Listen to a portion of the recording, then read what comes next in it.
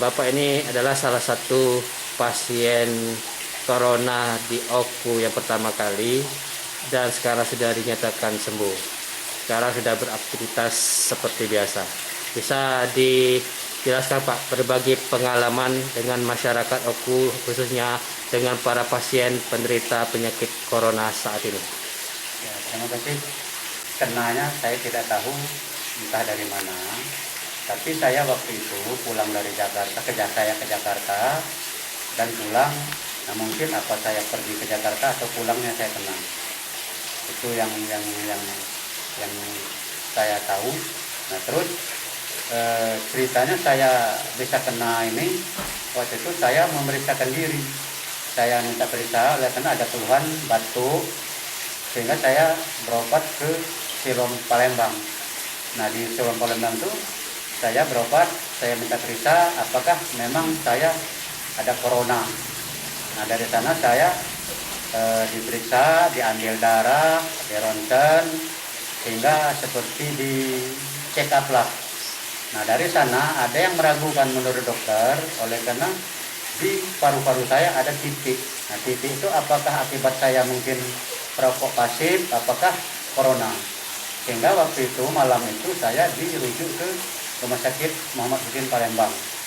Nah dari Rumah Sakit Muhammad Husin Palembang saya masuk ke rumah sakit di ruang pemulihan organ itu kira-kira jam 12 malam. Malam itu saya tidak makan, tidak berganti pakaian, nah, sehingga saya masuk di rumah sakit. Nah terus saya dinyatakan PDP, pasien dalam pengawasan. Nah setelah beberapa hari saya di SMA, saya diperiksa melalui PCR, ada alat yang dimasukkan di hidung dengan di tenggorokan, termasuk juga dahak diambil, saya diambil darah, waktu itu direkam jantung. Nah sehingga waktu itu saya setelah hasil pemeriksaan itu saya dinyatakan positif. Nah, setelah saya dinyatakan positif ya saya memang dari awal diberlakukan seolah-olah saya sudah kena corona. Nah setelah saya dinyatakan positif ya saya diperiksa di Rumah Sakit Muhammad Husin itu. Saya setiap hari diperiksa 3 kali sehari. Pagi saya diperiksa, ada berapa alat, termasuk ada waktu dikasih makan saya dikasih obat, ada juga obat yang melalui suntikan seperti misalnya antibiotik, terus vitamin C.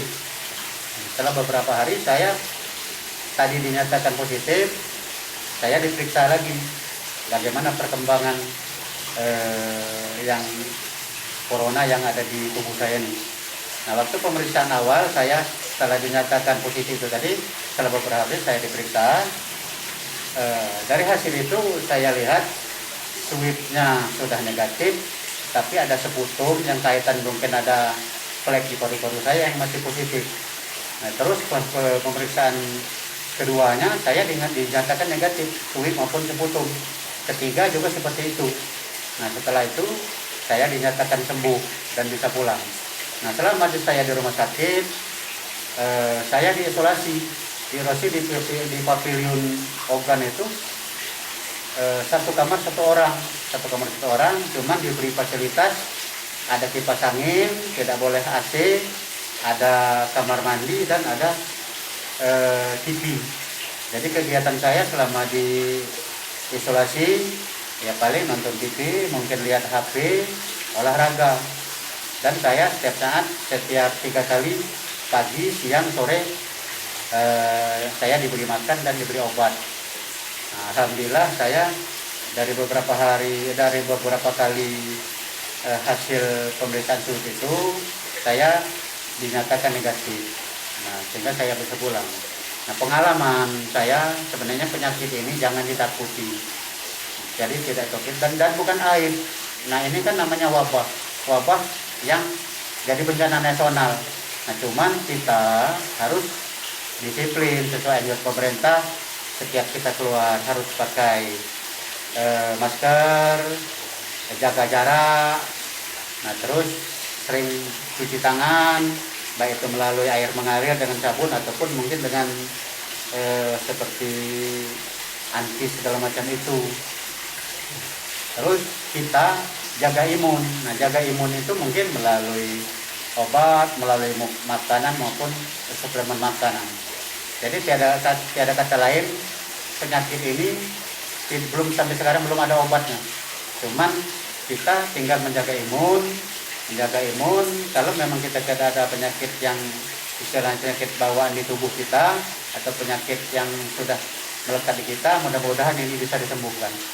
Contohnya seperti saya yang sekarang sudah beraktivitas kembali dan sudah sembuh. Bapak pasien keberapa, Pak? Saya untuk di Oku, oleh karena saya yang memeriksakan diri waktu itu di Palembang, saya dinyatakan pasien nomor 1. Dan untuk di Sumatera Selatan, saya dinyatakan pasien COVID ini nomor 3. COVID-19 ini nomor 3. Untuk di Oku, saya nomor 1. Pak, Bapak pertama kali tahu positif COVID itu gimana ceritanya, Pak? Jadi begini, saya waktu itu masuk rumah sakit, saya dinyatakan PDP. Nah, saya dinyatakan positif itu sebenarnya tahu dari ada keluarga melalui WA, melalui ini.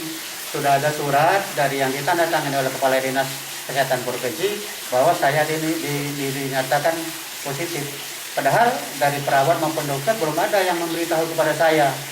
Nah, saya sebenarnya agak kurang puas juga waktu itu. Jadi kok seperti ini, malah saya belum tahu, sudah beredar di mana-mana. Kan ini kan ada dampak mungkin terhadap keluarga, dampak terhadap masyarakat yang lain. Nah, jadi terhadap masyarakat kan ini kan yang orang menanggapnya ini jadi aib. Padahal ini wabah sebenarnya kan wabah. Dan tidak boleh kita takuti. Nah, tapi oleh karena ini waktu itu masyarakat belum memahami, belum tahu, sehingga ini dijadikan aib. Banyak masyarakat ya macam-macam lah. Waktu itu kan ada yang mungkin sudah meninggal, ada yang lebih baik diusir saja keluarga itu oleh karena dianggap aib. Nah, tapi saya sebagai istilahnya penanggung penyakit itu, ya saya seperti biasa saja menanggapinya, walaupun itu tidak langsung melalui saya. Setelah Bapak menderita corona ini sudah sembuh, kabarnya ada juga keluarga Bapak, Pak. Kalau bisa secara jujur bisa dijelaskan, Pak. Ya, jadi saya kan tidak tahu kenanya oleh siapa waktu itu, tapi oleh karena saya yang pertama memeriksakan diri, ya seolah-olah saya yang jadi nomor 1 kan. Mungkin ada yang lain, atau misalnya saya nulanya dari siapa. Nah, cuman oleh karena saya yang pertama memeriksakan diri, saya dianggap yang nomor 1 kan.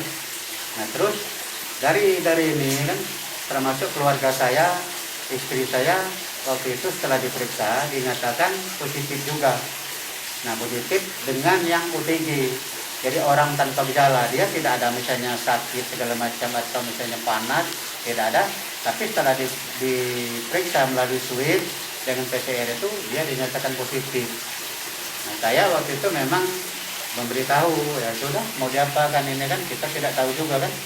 Nah, waktu itu saya menyarankan sebenarnya waktu itu lebih baik tinggal di rumah sakit. Nah, jadi di rumah sakit kita ditangani. Cuman waktu itu katanya oleh karena OTG yang tanpa gejala ini kita diisolasi mandiri di rumah.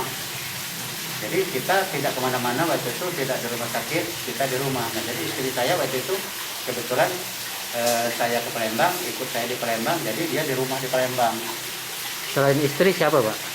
Selain istri siapa yang kena keluarga saya, Bapak? waktu itu kan setelah diperiksa lagi, dia waktu itu setelah dia dinyatakan positif, diperiksa. Dia sebenarnya negatif. Nah, tetapi ada keluarga juga saya yang positif, yang sebenarnya waktu itu mereka di Palembang itu tujuannya ngikut untuk bantu ngurusi saya. Jadi yang kena kakak saya yang perempuan waktu itu, ada keponakan saya juga. Tapi alhamdulillah kakak saya waktu itu dia saya suruh di rumah sakit di Cipadema Palembang. Tapi di sana ya katakanlah diurusi, diobati. Alhamdulillah dia sudah sembuh sekarang. Nah, tinggal lagi satu keponakan saya yang isolasi mandiri, tidak di rumah sakit, tapi dia sudah dinyatakan negatif kemarin sudah diambil sampelnya lagi tes kedua, mudah-mudahan negatif, dia bisa sembuh juga. Termasuk ada asisten rumah tangga Bapak juga? Ya, jadi asisten rumah tangga itu memang oleh karena dia bekerja di rumah saya, waktu itu saya sarankan supaya dia diperiksa. Jadi lebih kalau misalnya dia periksa kan kita tidak ragu-ragu kan, misalnya ya kita tidak tahu waktu itu apa kenanya dari mana, mungkin dari mana-mana. Jadi daripada kita meraba-raba, lebih baik kita suruh periksa. Nah rupanya dia ternyata waktu itu setelah diperiksa melalui PCR dia negatif, positif juga. Akhirnya diisolasi di sini. Kebetulan ada beberapa orang juga yang waktu itu positif. Akhirnya dia diisolasi di Batu Raja. Pak, bisa berbagi pengalaman bagaimana diisolasi di rumah sakit, Pak? Berapa bulan Bapak di sana dan apa kegiatan Bapak di dalam untuk mengusir kejenuhan hampir 1 bulan, Pak? Jadi terima kasih. Jadi saya lebih kurang 1 bulan diisolasi di Rumah Sakit Muhammad Hussein itu. Sebenarnya di dalam rumah sakit itu, di dalam ruangan itu, ya kita kalau mau jenuh, jenuh. Nah, tapi kita tidak boleh seperti itu. Oleh karena ini aturan supaya kita sembuh dan tidak menularkan kepada orang lain. Nah, saya selama 1 bulan itu kegiatan saya di samping ibadat, olahraga, mungkin saya nonton TV segala macam, lihat HP ini juga, lihat HP mungkin kayak seperti ada berita-berita, tapi saya yang ambil yang kira-kira positifnya, berita termasuk lihat di TV. Nah, saya selama di situ ya ibadat dan olahraga. Nah, sebenarnya di sakit ini sebenarnya kita yang penting senang, enjoy, jangan ada pikiran lain. Dan kita bagaimana caranya supaya memperkuat imun kita. Nah, mudah-mudahan dengan imun kita kuat, penyakit virus ini akan mati mungkin apa lari sendiri. Nah, sehingga dan sampai sekarang obatnya belum ada. Nah, jadi tiada lain kita selama di isolasi itu kita harus enjoy, kita harus senang, jangan ada pikiran yang negatif. Dan bagaimana kita caranya melalui mungkin suplemen makanan atau makanan yang untuk meningkatkan imun kita supaya kita kuat, sehingga penyakit virus itu akan apa mati atau bagaimana, sehingga penyakit itu akan kalah oleh kita. Bisa berbagi resep, Pak? Apa yang sering Bapak asup pada waktu diisolasi yang dari Bapak sendiri? Jadi kalau makanan di rumah sakit itu sebenarnya makanan yang memang protein tinggi. Nah, saya lihat kalau makanan yang saya setiap makan itu pasti ada telur. Entah itu banyak kan saya lihat itu direbus. Terus tahu tempe, ada juga sayur, ada juga daging kalau salah, dengan ayam itu 2 kali kalau salah. Terus ada yang di telur macam-macam dibuat itu kan. Nah, terus yang lain saya waktu itu dari dokter saya diberi resep juga untuk beli obat di luar. Ada satu namanya Stimuno sama Likosin. Nah, saya lihat Stimuno itu yang di resep itu kan saya telah baca untuk tujuannya untuk meningkatkan imun tubuh. Terus Likosin tadi tujuannya untuk meningkatkan imun tubuh juga melalui suplemen makanan. Nah, di samping itu ada makan makanan seperti minum air lemon, minum jus jambu biji, dan banyak makan buah.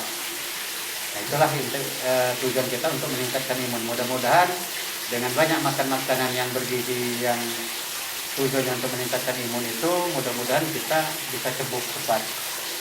Pak, melihat kondisi masyarakat Oku sekarang ini di masa corona, bagaimana yang bisa Bapak amati, Pak, tentang kepatuhan masyarakat Oku ataupun tindakan Satgasnya sendiri, Pak? Jadi begini, saya lihat contoh di Oku ini. Sebenarnya di mana-mana, kalau untuk masyarakat, sebenarnya hanya satu kuncinya, ikuti anjuran pemerintah. Asal kita disiplin dengan anjuran pemerintah, contoh seperti pakai setiap keluar kita harus pakai masker, terus jaga jarak dengan sesama kita, jangan kita hindari dengan berkumpul dengan orang-orang yang ramai. Terus mungkin ditambah lagi kita makan mungkin asupan yang kira-kira untuk meningkatkan imun tubuh. Nah, mudah-mudahan kalau itu disiplin, kita termasuk juga kalau kita misalnya dari luar apa-apa sering cuci tangan dengan air mengalir pakai sabun, mudah-mudahan kita terhindar dari penyakit menular ini. Terus untuk Satgas, ya, mungkin sekedar sumbang saran, orang-orang yang ternyata sudah dinyatakan positif COVID ini, tidak lain. Nah, pengalaman kami di provinsi itu, kita begitu masuk, kita diambil darah, dites, mungkin di ronsen. Nah, dari situ kelihatan misalnya kan, yang kaitan dengan corona ini seperti apa. Contoh misalnya kan, ada penyakit misalnya darah tinggi. Nah, mungkin kaitan itu darah tingginya diobati juga. Termasuk misalnya ada trombositnya misalnya kan, salah satu contoh itu kan. Nah, jadi di samping itu kita di rumah sakit itu diberi asupan makanan yang bergizi yang untuk meningkatkan imun tubuh supaya kita penyakit ini lekas sembuh, lekas lari dari kita. Pak, harapannya ataupun motivasinya terhadap pasien yang sedang dirawat di Oku ini, dan harapannya atau keinginan terhadap wabah yang sekarang sedang terjadi, Pak. Jadi begini, kita sebenarnya tidak menginginkan wabah ini, cuman ini sudah istilahnya mendunia, terutama kita jadi wabah, jadi bencana nasional. Sebenarnya dengan adanya corona ini banyak yang jadi sengsara, banyak yang sadar. Jadi makanya kita harapkan terhadap masyarakat disiplinlah dengan anjuran pemerintah itu, mudah-mudahan kita tidak kena yang menular. Terus yang kedua, untuk para medis harus disiplin. Kita menunjukkan ke pasien bahwa oh seperti ini misalnya pakai masker, kita harus supaya kita tidak terjangkit. Akhirnya kan kalau sudah terpapar kan yang jadi rugi kan kita sendiri. Akhirnya waktu kita tersita, kita harus diisolir, harus juga kita diobati, mungkin biaya kita juga misalnya kan harus beri makanan yang untuk nambah ya asupan makanan tadi. Nah, sehingga kita jadinya itulah tadi banyak kerugian terhadap diri kita, mungkin terhadap masyarakat dan negara juga. Motivasi terhadap pasien yang sekarang dirawat, Pak. Bapak sebagai contoh pasien yang sudah sembuh, mungkin bisa termotivasi dengan ajakan Bapak atau bisa disebutkan, Pak. Ya, untuk yang sekarang terkena, jadi yang sekarang sudah terpapar, yang sudah positif, jangan khawatir, mudah-mudahan penyakit ini akan sembuh. Tapi kuncinya itu tadi, kita harus disiplin, kita harus tenang, kita harus enjoy, terus memperbanyak asupan makanan yang untuk meningkatkan imun. Nah, mudah-mudahan dengan itu, dengan kita senang, dengan kita enjoy, kita hadapi wabah ini, penyakit ini dengan biasa saja, mudah-mudahan kita cepat sembuh dan cepat pulang, cepat berkumpul dengan keluarga. Amin.